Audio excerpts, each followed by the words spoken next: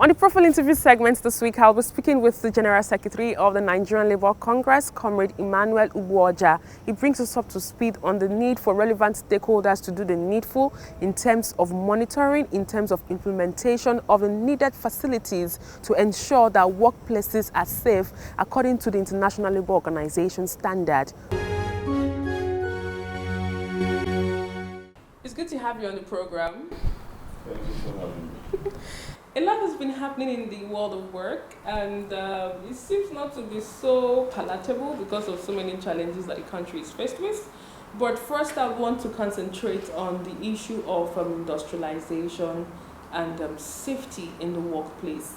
Right now, as we're speaking, there are a lot of accidents that have been happening in the workplace, and nobody seems to want to take responsibility.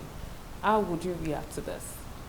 Yeah, it's a pretty sad one, actually, because each time we talk about industrialization and we don't focus on safety, particularly in our country, then we miss the point. Because rather than become a gain, we then turn it to a terrible phenomenon for our people. Because we have the challenge of genuine monitoring of the workplace, genuine inspection. The other day we were having a conversation around amending or reviewing regulations that have to do with the Factories Act to bring it up to speed to global acceptable standards. And fortunately, even at the global level, the ILO has brought up the issue of health and safety. It's been prioritized and made a key issue in the world of work. It's now a fundamental right. It's now a human right issue. So, but increasingly, because of the desire to quickly make money, the desire to cut corners, we're having so much accidents in the factories, particularly with new work environments. The established work environments obviously have standard codes that they kind of are adhering to, but the new factories that are upcoming, that are being installed, who resort to cheap labor in quote, to cut corners, don't put their workforce through proper training, particularly with regards to health and safety. So we're having a huge number of industrial accidents, particularly of young people, because that's what makes it more depressing. Young people are losing their limbs, losing their lives, and it's quite a frightening scenario. What do you think should be done to ensure that most industrial organizations are safety compliant? We need to increase enforcement of regulations, particularly where factories are sited, who gives the approvals for their buildings, for the arrangements of machinery in the workplace.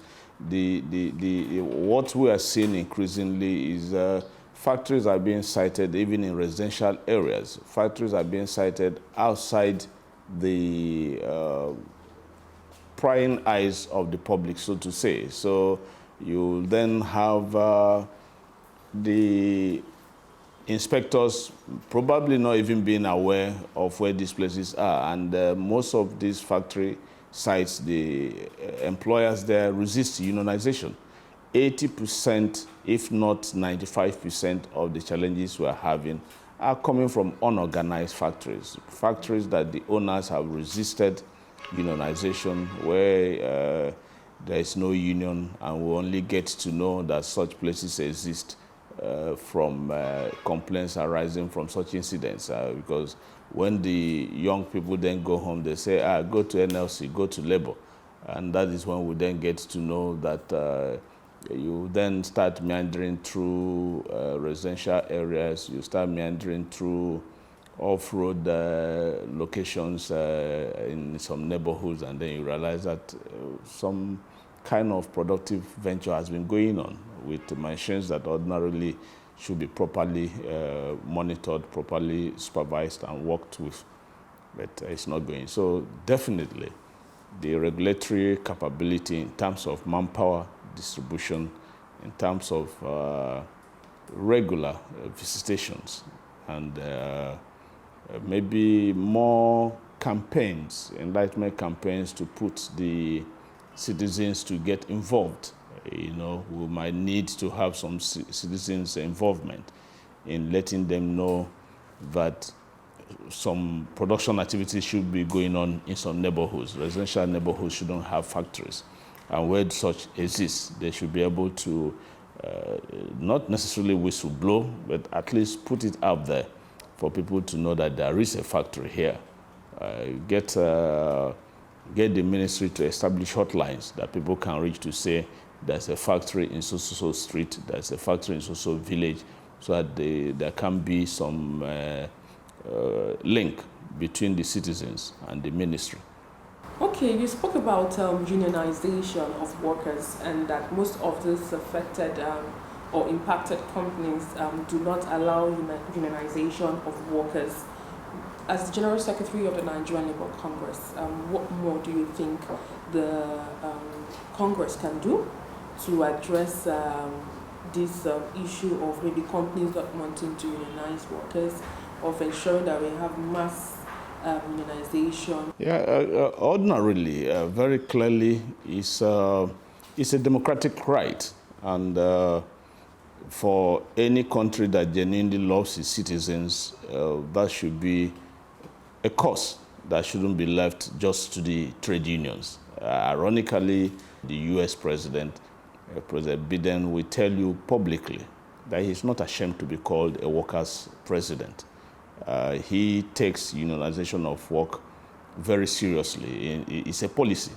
In fairness, under his watch, there is a committee on organizing, on unionization within the White House that monitors, advises, and guides him. And for every opportunity he has, he tells corporate America, you cannot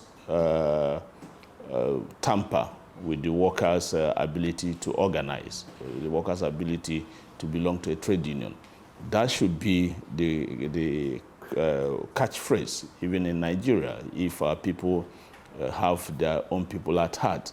You can't say you love your citizens, you want to serve your citizens, and you watch them under your own eyes, not that they are traveling to Europe or America, in their own country being enslaved in terms of lack of appreciation of standards, which ordinarily you have subscribed to. The Nigerian government is part of the ILO family, and the ILO family is the global standard on managing the world, which is a tripartite nature, the government, the employer, and the worker. So you should consciously create an enabling environment, consciously put up policies and activities that encourage your citizens to exercise their right to unionize, to organize. So it should be an aberration. Management that put up stiff resistance very forcefully should be discouraged. They should know that it will be wrong, there can be room for them to do business genuinely if they refuse to recognize the right of the worker to organize, because it's a fundamental right. It's a right the Nigerian government has given into by ratifying the conventions, the ILO conventions in that regard. So clearly for us is the need to really begin to see the Nigerian citizen as human, that should enjoy some rights, rather than see it is their business. You can't say it's the business of your citizens, because their health and safety should be paramount to you, and their health and safety starts with you showing interest, and then them also collaborating with you, and not throwing them to the dogs to an exploitative employer. Any employer that understands the world of work genuinely cannot say no to unionization. But to anyone that is crude, that wants to belong to the Stone Age, then shouldn't have any room operating in a modern environment. So clearly, that's the standard we should be wishing for, because that is the right thing to do. When it comes to inflation that we're experiencing in the country, talking about forex that is not stable, how do you think decent work can be prioritized in this kind of situation? Because the employers also have to make profit. Yeah, clearly for us, it's for all hands to be on deck. There can be an employer without an employee, and there cannot be a company without a worker. So when people make the heavy wind of workers, it becomes a challenge of chicken and egg, which comes first. You're not going to call yourself a top flight blue chip company if there are no people working there. People have to work for your company to answer blue chip. You won't answer blue chip from the thin air.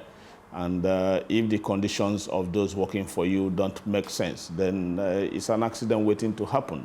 So clearly, the decent work agenda is an agenda that is for the sustainable existence of the world. It's for us to have certainty of job security, the social protection being available, the work environment being safe, provisions to make sure nobody is left behind.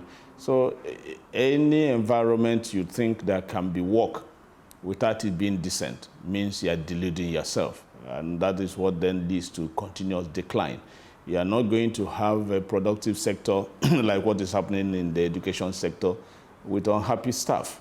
It will then be your productivity and the products that will come out of that will not meet standards, and it then becomes a vicious circle. So from the takeoff point, there's no cutting corners. It has to be a decent job every step of the way. It cannot be for one part and then the other part will be out of it. No, because like the saying goes, one bad apple spoils the lot. So every apple in this instance has to be top flight. So clearly for us, it's for government to appreciate the need for decent work environment in terms of the pillars that constitute it, because in the long run, it pays off everybody. If the worker is properly remunerated, he would then be able to have decent purchasing power to purchase the goods that are being produced and pay for the services being rendered. If you don't have that, then you are trying to milk just a few.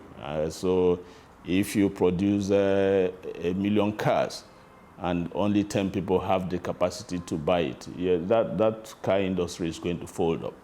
So you cannot put much emphasis on one side and leave the other. You must strike that balance. So clearly for us, it's something that all hands must be on deck. Nobody is more important than the other. Once we begin to appreciate that it's a tripod and that we need each other to sustain the existence of the world, then it definitely will appreciate the concept of decent work agenda. Thank you very much for your time. Thanks for having me. And that's all we can take on today's edition of the program. Join us next week for the fresh edition of the show. I am Sharon Ijasan. Thanks for watching, and remember that labor creates wealth.